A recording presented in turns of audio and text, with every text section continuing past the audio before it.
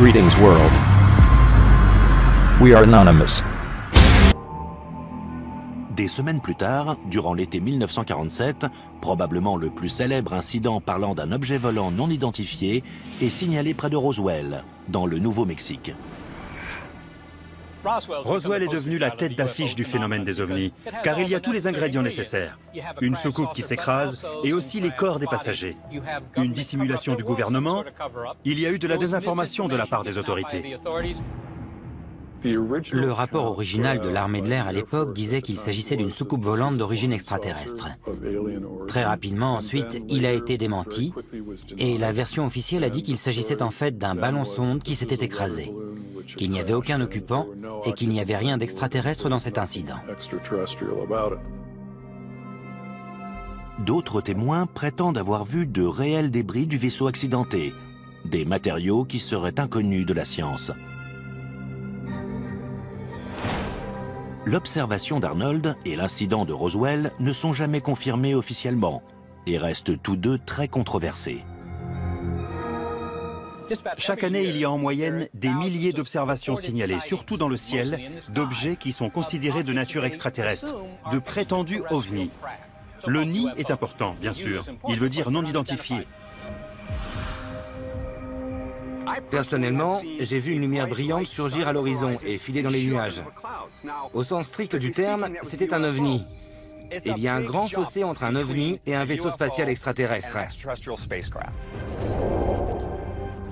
Des scientifiques affirment que la plupart des ovnis ont soit une origine terrestre, satellite, ballon et avion, soit une origine cosmique, météorite, comète, voire Vénus, une planète particulièrement brillante. Mais quand une observation d'OVNI n'a aucune explication plausible, pourrait-il s'agir d'un vaisseau extraterrestre? Et si oui, quel genre de technologie expliquerait les comportements décrits par les témoins? Comment serait conçu un tel vaisseau? Et quels problèmes devrait-il surmonter? Les comportements des ovnis décrits par certains rapports dépassent nos connaissances actuelles en physique. Vitesse vertigineuse, accélération extrême, brusque changement de direction, des choses impossibles à faire pour nous sans causer des blessures mortelles aux pilotes ou la destruction du vaisseau. Des témoignages d'accélération hyper rapide, de virage à la vitesse de l'éclair et d'arrêt brusque semblent violer des lois connues de la physique.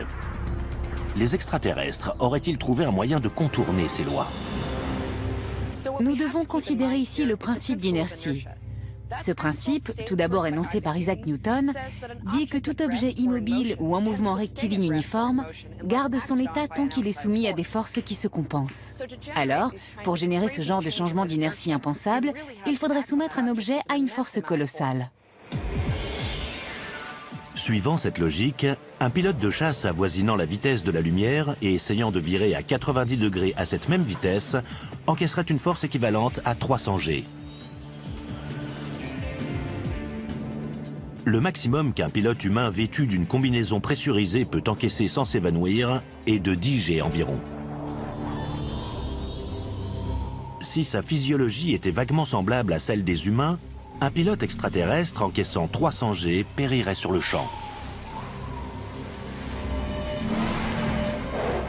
Ses organes internes continueraient d'avancer et s'écraseraient sur son squelette.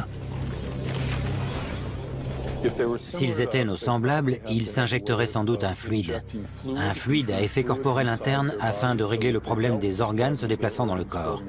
Et cela pour éviter, tout en étant bien sanglé et bien protégé, toute blessure interne durant les phases d'accélération et de décélération. Pour annuler réellement les effets de l'inertie sur le vaisseau, les pilotes devraient avoir recours à une technologie inaccessible à notre science moderne.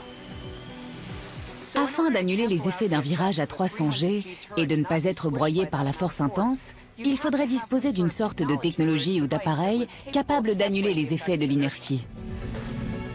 Cet appareil devrait manipuler la gravité, recourir à une sorte de champ de force pour compenser les forces gravitationnelles qui régissent l'univers tout entier. Cet appareil, on pourrait l'activer et le désactiver manuellement, ou il s'activerait et se désactiverait automatiquement. C'est une technologie très avancée qui n'est pas envisageable pour nous. Mais si la science ne peut pas encore expliquer comment ces vaisseaux surmonteraient le problème mortel de l'inertie, peut-elle nous aider à expliquer leur forme? Surtout la plus célèbre de toutes, la soucoupe volante. À la fin des années 1950, l'armée de l'air américaine teste l'Avrocar. Mais ce prototype a d'énormes problèmes de stabilité. Son aérodynamique offre peu d'avantages.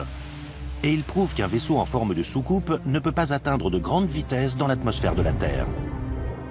L'aile Delta est de très loin une bien meilleure candidate. Un fait bien connu des concepteurs d'avions de chasse modernes. En fait, les observations d'OVNI décrivant des vaisseaux de forme triangulaire ont augmenté au cours des dernières décennies. Une tendance qui reflète l'émergence des chasseurs à voilure variable et même des ailes volantes, comme le bombardier furtif B-2 Spirit. Les formes observées ont changé au fil des ans, les plus récentes étant le plus souvent triangulaires. Alors, les récits des gens ont réellement tendance à refléter les avions les plus avancés de l'époque. Au-delà du mouvement et de la forme, toute tentative d'explication de la science des ovnis doit prendre en compte le facteur bruit, ou plutôt l'absence de bruit. Les rapports sur les ovnis prétendent constamment qu'ils se déplacent sans faire le moindre bruit. Dans presque toutes ces observations, c'est une règle, il n'y a aucun bruit. Bruit que l'on devrait entendre pour tout engin volant à grande vitesse dans l'atmosphère de la Terre. Ce qu'il se passe, c'est qu'il y a ce qui s'appelle un bang supersonique. C'est une onde de choc spéciale qui se propage dans l'atmosphère et qui s'écoule derrière l'avion. Quand on est au sol, on entend cet énorme bang supersonique qui résulte de la différence de pression entre l'avant et l'arrière de l'appareil, tandis qu'il vole dans l'atmosphère. Un vaisseau alien pourrait-il, d'une façon ou d'une autre, annuler l'énorme onde de choc que génère une vitesse supersonique? La réponse réside peut-être dans la technologie en œuvre dans la dernière génération de casques audio à réducteur de bruit intégré. Il existe une technologie de réduction de bruit. On choisit un bruit nuisible que l'on souhaite ne pas entendre et on produit un signal artificiel inverse qui l'annule. Je ne connais aucune technologie capable de faire cela avec des ondes de choc. Annuler l'effet d'un bang supersonique qui déchire les tympans et secoue le corps demanderait sans doute une technologie très avancée. Et outre le bruit, que dire de l'invisibilité? Certains témoignages disent que les ovnis se volatilisent dans les airs tout simplement. Une technologie prometteuse en cours de développement pourrait expliquer un tel phénomène. Il y a une technologie qui pourrait modifier dans le futur la perception visuelle d'objets. C'est une technologie qui repose sur la déviation de la lumière grâce à des composites que l'on appelle des métamatériaux. Pour faire une analogie avec des films connus, pensez à la cape d'invisibilité des films de Harry Potter. Ces métamatériaux sont composés de substrats de polymère, d'or et de cuivre afin de forcer des lignes de champ magnétique à se courber autour d'un objet. La lumière est ainsi déviée autour de cet objet au lieu d'être réfléchie ou réfractée. Mais matériaux avancés, furtivité et maniabilité hors normes ne servent à rien si nos visiteurs sont incapables, en premier lieu, d'arriver sur Terre. Les chances que des aliens débarquent sur notre planète sont infimes. Mais au cas où, ça signifierait qu'ils ont résolu plein de problèmes, y compris en sciences des matériaux, pour lesquels nous n'avons pas de solution. Ils auraient une technologie bien plus avancée que la nôtre, peut-être même plus avancée que celle dont nous rêvons. Mais des scientifiques imaginent des technologies ingénieuses qui permettraient de surmonter le problème des distances apparemment infranchissables entre les étoiles. Notamment une source de propulsion tellement apocalyptique que nous verrions arriver des aliens à des années-lumière.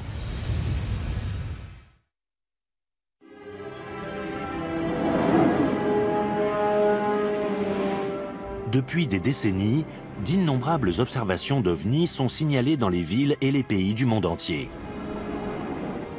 Mais ces observations ne proviennent pas toutes de la surface de la planète. Le 19 juillet 2009, les spectateurs d'une vidéo de la NASA, envoyée par la navette spatiale Endeavour, signalent un objet en forme de disque qui flotte au-dessus du bras mécanique de la navette. Des observations d'OVNI comme celle-ci se sont soi-disant produites dans l'espace à travers l'histoire de la conquête spatiale. S'agit-il d'un phénomène cosmique inconnu? Ou cela suggère-t-il la possibilité que d'immenses vaisseaux spatiaux extraterrestres croisent dans la Voie lactée? Le voyage à travers les étoiles, c'est un des fondements de la science-fiction, non? On le voit dans les séries télévisées, dans les films, mais pourrions-nous le faire? Ou des aliens pourraient-ils le faire? Les distances entre les étoiles sont vraiment gigantesques.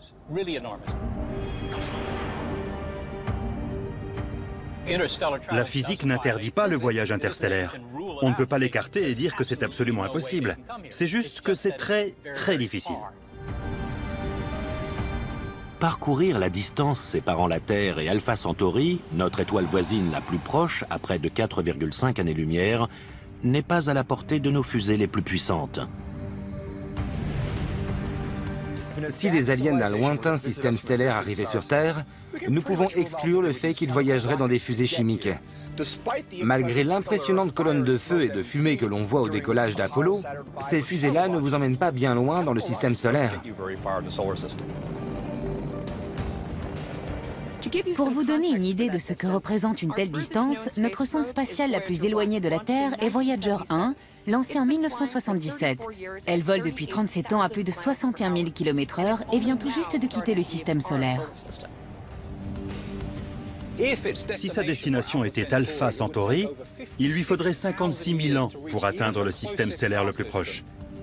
Pour se lancer dans des missions interstellaires d'une durée s'accordant à l'échelle de la vie humaine, environ 50 ans, il nous faudrait multiplier notre vitesse de déplacement par au moins un facteur 1000. Des scientifiques ont calculé la vitesse étourdissante de la lumière, près de 300 000 km/s. Un vaisseau spatial parcourant la galaxie devrait atteindre un pourcentage significatif de cette vitesse, même pour rejoindre l'étoile la plus proche. Le plus gros obstacle est le poids. Une fusée à propulsion chimique s'accompagne d'un énorme excédent de poids, car elle doit embarquer tout le carburant nécessaire à son périple. Nous avons calculé que pour atteindre seulement 6% de la vitesse de la lumière avec une fusée chimique, il faudrait une masse de carburant plus élevée que la masse totale de l'univers.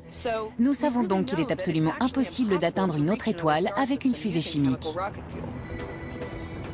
Si des extraterrestres nous rendent réellement visite, ils ont résolu ce problème au niveau de leur vaisseau. En 2011, NanoSail D2, satellite en orbite de la NASA, déploie pour la première fois une voile solaire dans l'espace. La voile ultra-fine de 10 mètres carrés utilise la lumière du soleil ou la pression des photons comme moyen de propulsion. Une des limites immuables de la propulsion d'une fusée, c'est qu'elle doit embarquer son carburant. Une voile solaire peut profiter des ressources dispersées naturellement, c'est-à-dire des photons émis par le soleil qui peuvent servir à la propulser. De la même manière, un deltaplane peut voler son carburant en e-moteur, simplement en tirant avantage des ressources naturelles de l'environnement, à savoir l'atmosphère et les lois de l'aérodynamique.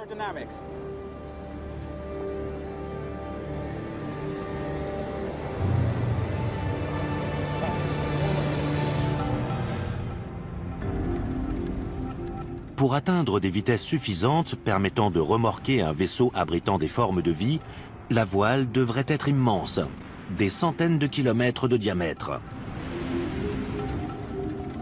Et comme la pression des photons émis par une étoile décroît au fur et à mesure que la voile s'en éloigne, certains ont envisagé un rayon laser puissant pour fournir l'énergie à la voile.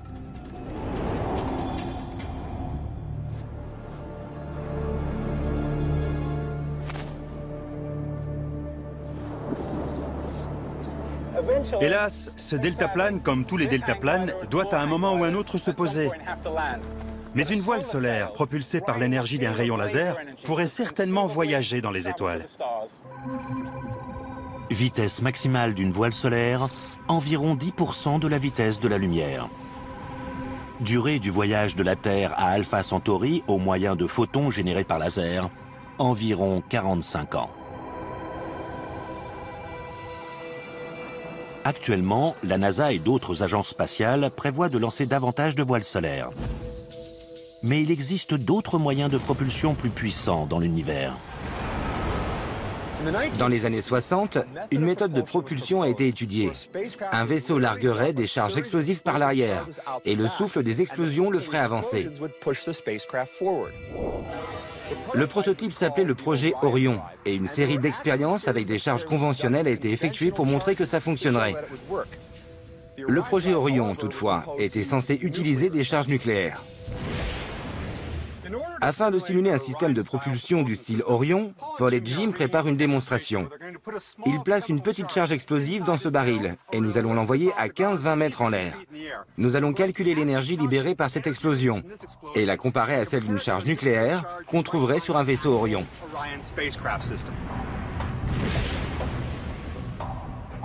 Notre simulation de vaisseau spatial Orion est prête. Nous allons faire sauter la charge explosive, envoyer le baril en l'air et comparer le résultat avec l'énergie libérée par l'explosion d'une charge nucléaire typique qui serait utilisée sur un vaisseau Orion.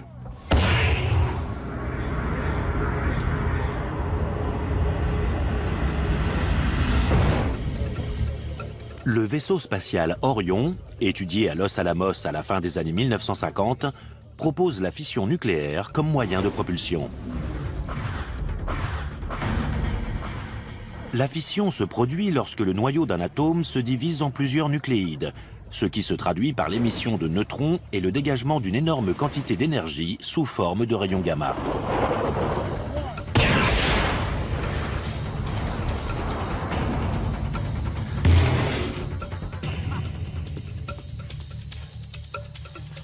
La charge explosive, placée dans ce baril de 16 kg, l'a propulsé à près de 18 mètres en l'air.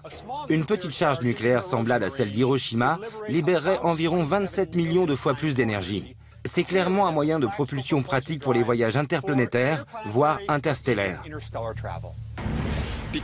À cause des énormes explosions que produirait une propulsion Orion, l'arrière du vaisseau spatial devrait être muni d'une épaisse plaque de métal qui absorberait la poussée des explosions et d'absorbeurs de choc pour éviter à l'équipage d'être secoué à chaque explosion.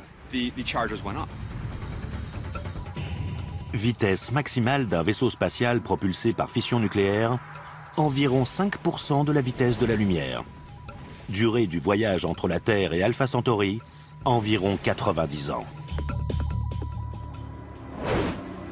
Malgré sa puissante source de propulsion, le vaisseau à fission est finalement plus lent que la voile solaire. Accélérer cette vitesse implique de se tourner vers une autre réaction nucléaire, plus intense. La fission nucléaire est bien connue et bien maîtrisée. Nous l'avons utilisée pendant longtemps pour produire de l'énergie. Mais il y a une autre source d'énergie, la fusion nucléaire.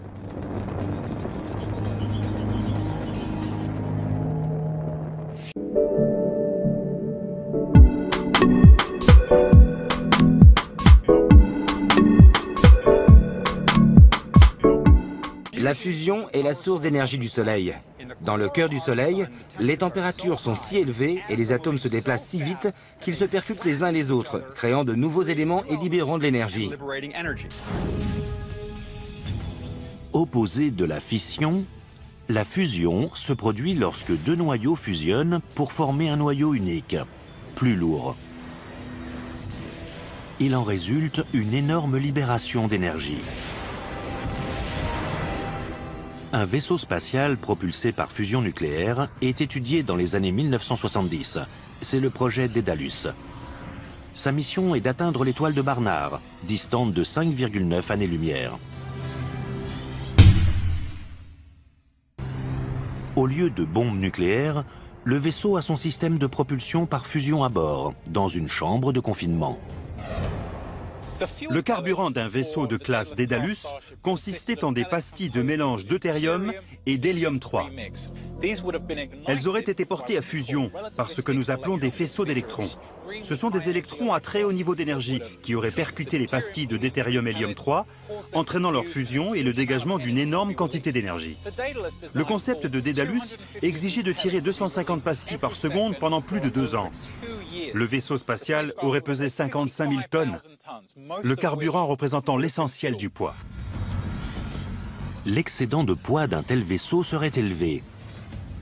Mais une civilisation avancée pourrait éliminer le problème en se ravitaillant en hydrogène durant son voyage stellaire. Le deutérium, ou hydrogène lourd, se trouve en abondance sur Terre, notamment dans l'eau de mer. Mais l'hélium-3 est un isotope plus rare. Dans notre système solaire, on peut en trouver sur la Lune et en vaste quantité sur Jupiter et Saturne. Des scientifiques ont proposé d'utiliser d'énormes collecteurs à hydrogène afin de se procurer l'hélium-3 nécessaire pour voyager dans le vide intersidéral. Il est donc concevable qu'un vaisseau propulsé par fusion nucléaire puisse se rendre dans un autre système stellaire et prendre de l'hydrogène disponible sur place pour faire le plein. Le vaisseau à propulsion nucléaire embarqué éviterait un énorme excédent de poids et atteindrait une vitesse qui permettrait l'exploration d'une étoile proche dans un intervalle de temps raisonnable. Vitesse maximale d'un vaisseau spatial propulsé par la fusion nucléaire, environ 15% de la vitesse de la lumière. Durée du voyage entre la Terre et Alpha Centauri, environ 35 ans. Les coûts faramineux, la logistique et même la politique envers les voyages spatiaux à propulsion nucléaire ont depuis longtemps conduit l'humanité à abandonner tous ces projets. Mais une société suffisamment avancée pourrait délaisser la propulsion nucléaire au profit de ce qui apparaît comme un impossible paradoxe. Voyager à la vitesse de la lumière sans se déplacer.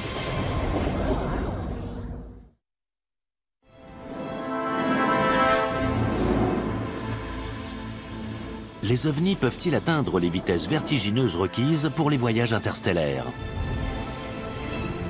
Une réponse potentielle était peut-être enfouie à 9 mètres sous terre, au cœur de l'Amérique.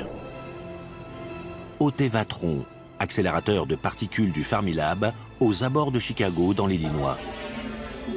Filant presque à la vitesse de la lumière, des protons et des antiprotons étaient envoyés dans des directions opposées. Ils se heurtaient dans des collisions libérant d'énormes quantités d'énergie. L'impact produisait un rayonnement gamma, la plus puissante source d'énergie connue dans l'univers et la clé potentielle du voyage interstellaire. Le meilleur moyen de fabriquer de l'antimatière sur Terre est probablement d'employer la plus célèbre équation d'Einstein, E égale mc2, qui nous indique qu'avec une certaine quantité de matière, nous pouvons obtenir de l'énergie. C'est une grande idée, car elle est d'une efficacité incroyable. En gros, on prend toute la masse de ces particules et on la convertit en énergie. Mais comment l'antimatière peut-elle exister dans l'univers si elle doit être fabriquée artificiellement? C'est ce que nous demande Stephen H. de Philadelphie dans Questions sur l'univers. L'antimatière existe-t-elle? Et comment faire pour en obtenir? Stéphane, l'antimatière existe réellement. Et quand elle entre en contact avec la matière normale, ça produit une explosion et une émission de radiation magnétique. Nous pouvons produire de faibles quantités d'antimatière en laboratoire, ou nous pouvons aussi en collecter dans l'espace. Certains rayons cosmiques qui sont chargés, des particules à haut niveau d'énergie venant de l'espace, sont en fait de l'antimatière. Actuellement, les accélérateurs de particules constituent le seul moyen pratique de produire de l'antimatière. Ils en produisent de très faibles quantités. Si nous pouvions trouver un moyen de produire et stocker assez d'antimatière, nous aurions un carburant qui peut être stocké et qui, mélangé à de la matière ordinaire, libérerait une énorme quantité d'énergie à une cadence bien plus élevée que la fission ou la fusion. Comme nous savons que l'antimatière existe, et comme nous savons qu'elle peut être produite et stockée, Il est concevable qu'une civilisation avancée puisse produire assez d'antimatière et maîtriser son pouvoir pour créer une fusée propulsée à l'antimatière. Un vaisseau propulsé par antimatière atteindrait des vitesses incroyables, juste en deçà de la vitesse de la lumière, rivalisant presque avec le rayonnement d'une étoile à travers la galaxie. Durée du voyage entre la Terre et Alpha Centauri, distante de 4,5 années-lumière, environ 5 ans. Sur le plan humain, produire assez de particules d'antimatière pour propulser un tel vaisseau spatial aurait un coût astronomique. Il serait peut-être abordable pour des aliens, mais le prix à payer pour ce vaisseau serait effroyable. Les rayons gamma générés par la propulsion à antimatière sont extrêmement dangereux. Ils pourraient détruire la structure cellulaire de tout être vivant à bord. Le vaisseau devrait comporter un mécanisme de protection évolué pour garder l'équipage en vie. Et à des vitesses aussi grandes, il existe des menaces destructrices dans l'univers. L'espace est plutôt vide, mais si on se déplaçait à une vitesse approchant celle de la lumière, il faudrait un genre de bouclier de protection très efficace pour se protéger des particules de poussière qui risqueraient d'anéantir un vaisseau allant aussi vite. Mais si les débris de l'espace sont aussi dangereux, pourquoi ne pas les éviter complètement? La solution devrait être familière aux fans de Star Trek, à savoir un vaisseau spatial atteignant la vitesse de la lumière sans même se déplacer. En fait, il faudrait créer ce que l'on appelle une bulle de distorsion. Le nom sort tout droit de la science-fiction. Cela impliquerait de contracter une zone d'espace-temps devant le vaisseau et d'allonger une zone d'espace-temps derrière le vaisseau pendant que le vaisseau resterait immobile à l'intérieur de cette bulle. Cela reviendrait à surfer sur une vague d'espace-temps. Une propulsion par distorsion s'apparente à de la pure science-fiction. Mais en 1994, un jeune physicien très respecté, nommé Miguel Alcubierre, publie un travail sérieux sur la façon de voyager dans une distorsion contrôlable de l'espace.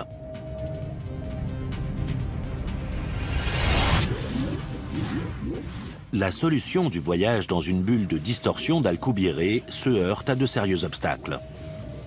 Le plus gros s'appelle l'énergie sombre, un phénomène cosmique reconnu en 2011 lorsque 3 scientifiques remportent le prix Nobel pour avoir prouvé son existence.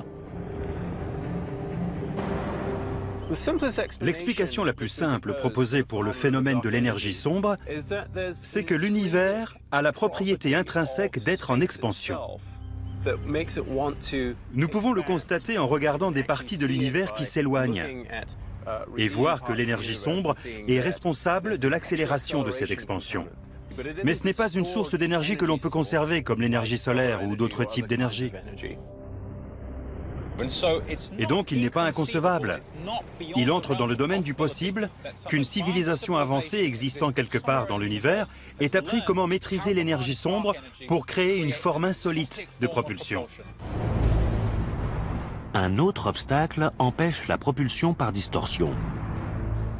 Le seul moyen connu de faire avancer un vaisseau spatial dans une bulle de distorsion exigerait de contrôler l'énergie intense d'un trou noir. Pour vous dire simplement, il faudrait arriver à obtenir un peu de matière très concentrée, extrêmement concentrée, à un niveau qui créerait un trou noir. Si on peut générer un trou noir à petite échelle, pour ainsi dire, on pourrait le placer devant le vaisseau et utiliser la distorsion qu'il produirait pour, en quelque sorte, tracter le vaisseau. Et à quelle vitesse exactement la distorsion propulserait-elle un vaisseau extraterrestre? Le travail d'Alcubierre implique clairement qu'il serait possible, si on arrive à concevoir cette propulsion à distorsion, d'atteindre la vitesse de la lumière, voire plusieurs fois la vitesse de la lumière. Durée du voyage entre la Terre et Alpha Centauri à bord d'un vaisseau filant à la vitesse de la lumière dans une bulle de distorsion, environ 4 ans et demi ou moins, si l'équipage ne finit pas carbonisé avant.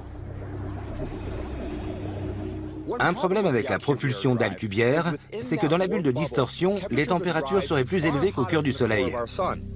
Ça fait chaud. Juste un dernier petit problème à régler pour avoir une chance d'arriver sur Terre. Qu'adviendrait-il si un tel vaisseau spatial alien pénétrait dans l'atmosphère terrestre, dans une bulle de distorsion et tracté par un trou noir? Ce ne serait sans doute pas la première observation d'OVNI de masse, mais probablement la dernière.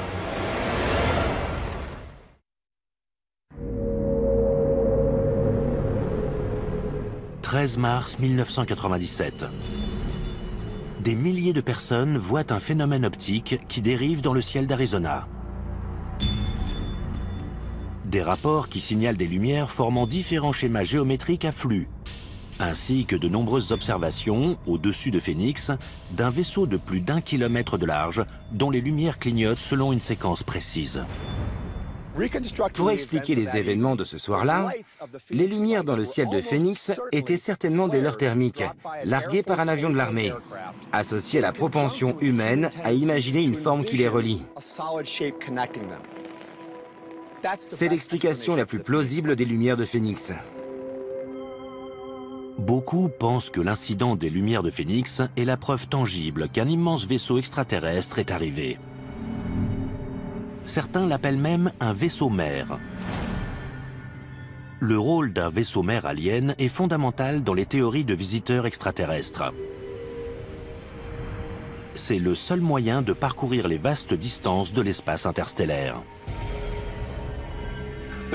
Je pense que le terme vaisseau-mère est apparu presque en même temps que le terme soucoupe volante. Il illustre la notion universelle voulant qu'on ne puisse pas voyager dans les étoiles avec un vaisseau à taille humaine. Il faut disposer d'un vaisseau gigantesque. Une analogie terrestre pertinente avec un vaisseau-mère, c'est le porte-avions. Un porte-avions parcourt de grandes distances sur l'océan, mais son rôle est de transporter des avions qui peuvent décoller et s'engager dans toute mission qui leur est assignée. Si le voyage vers la Terre est long, de l'ordre de plusieurs siècles ou millénaires, le vaisseau-mère serait bien plus qu'un simple transporteur. Il y a le vaisseau générationnel, ou arche spatiale, qui est un vaisseau géant, pour l'essentiel une sorte d'écosystème dans lequel des générations de passagers naissent, vieillissent et meurent durant le long voyage qu'il faut au vaisseau pour atteindre sa destination. Peut-être qu'avec une technologie comme la biostase, des passagers biologiques aliens pourraient être mis en sommeil et réveillés au terme du long voyage. Survivre à un tel périple signifierait aussi survivre à l'énergie destructrice propulsant le vaisseau. Solution logique de conception, un vaisseau-mère en forme de cigare est la description précise que donnent la plupart des gens signalant un OVNI. Avec n'importe quel système de propulsion avancé, on voudrait placer l'équipage le plus loin possible du moteur à énergie. Une conception possible serait une forme très allongée et très fine, le moteur situé à une extrémité du vaisseau, et un ensemble de poutres le reliant au quartier de l'équipage le plus loin possible, afin d'éviter des lésions liées aux neutrons à haut niveau d'énergie, aux rayons X ou aux rayons gamma du système de propulsion. Si une telle arche spatiale était en réalité venue sur Terre, nous en aurions la preuve accablante et irréfutable. Ces technologies insolites de propulsion ont toutes une chose en commun. Elles irradient d'énormes quantités d'énergie. Et donc nous verrions arriver un vaisseau, comme un phare sur la côte, à des années-lumière parfois. L'émission concentrée de rayons X, de rayons gamma ou de particules subatomiques serait suspecte, car nous ne voyons pas cela dans notre environnement dans des circonstances normales. Au-delà de la preuve visuelle évidente, l'effet physique d'un vaisseau-mère s'approchant aussi près de la Terre pourrait prendre la forme d'une terrifiante apocalypse. Si pour une raison quelconque, cette technologie ou ces extraterrestres ne pouvaient éteindre le moteur, ce serait catastrophique pour la vie sur Terre, car nous serions bombardés de neutrons à haut niveau d'énergie, de rayons X et de rayons gamma. S'il s'agit d'une version de la propulsion à distorsion, alors nous parlons de distorsion de l'espace-temps. Et mieux vaudrait ne pas trop s'approcher d'une énorme masse, y compris d'une planète. Des scénarios aussi catastrophiques sous-entendraient que des visiteurs aliens sont prêts à risquer leur vie dans un voyage interstellaire. Mais il y a peut-être un meilleur moyen.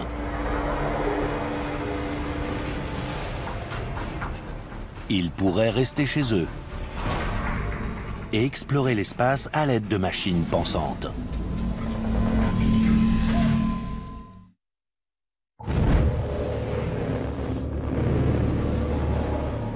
Pour beaucoup d'ardents partisans du phénomène des ovnis, l'événement de Roswell au Nouveau-Mexique durant l'été 1947 est une rencontre extraterrestre primordiale dans l'histoire humaine. Dans la culture populaire, le détail qui demeure du prétendu crash provient de la description des corps extraterrestres retrouvés sur les lieux. Lors des décennies qui suivent, cette vision de l'alien, le petit gris, devient le standard reconnu de la science-fiction et des signalements récurrents de rencontres avec des aliens. La tête démesurée explique peut-être un trait attendu de la biologie alien, une intelligence supérieure. Le crâne plus grand renfermerait un cerveau plus gros et plus évolué que le nôtre. Maîtriser les énormes épreuves du voyage interstellaire demande certainement une intelligence supérieure. Mais cela exige-t-il autre chose que n'ont pas les organismes biologiques? Un domaine où la science-fiction fait peut-être une grosse erreur, c'est d'imaginer que les aliens sont biologiques, qu'ils sont des êtres vivants. Je pense que les possibilités concernant les types d'organismes qui pourraient voyager dans les étoiles sont très ouvertes. Une possibilité, qui apparaît parfois en science-fiction, est celle de machines intelligentes. Selon une récente équation appelée la loi de Moore, le nombre de transistors dans un microprocesseur double tous les 18 mois, ce qui signifie que les ordinateurs sont 2 fois plus rapides.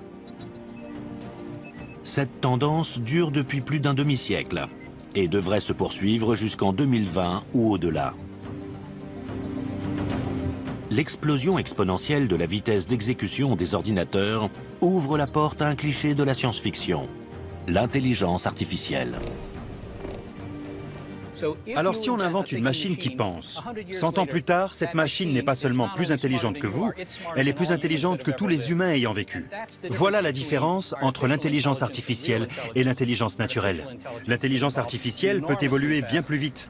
Mais je pense que la forme d'intelligence artificielle que nous trouvons à la fois menaçante et prometteuse est le type d'intelligence artificielle qui pourrait faire ce que font nos cerveaux, qui pourrait penser comme nous.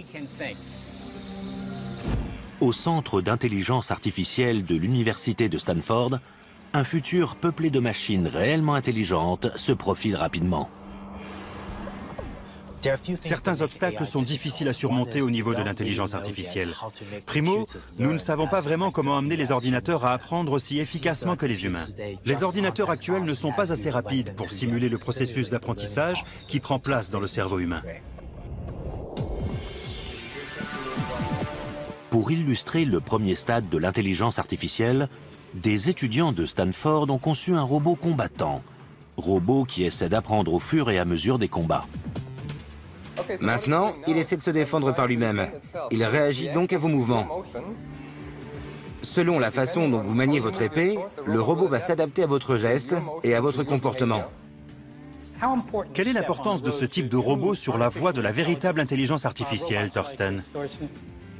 Nous prenons des méthodes d'intelligence artificielle, comme des méthodes d'apprentissage, pour les adapter à l'environnement du robot. Mais nous n'en sommes pas encore au stade où le robot pense vraiment. Les ordinateurs actuels sont bien moins intelligents que la plupart des humains.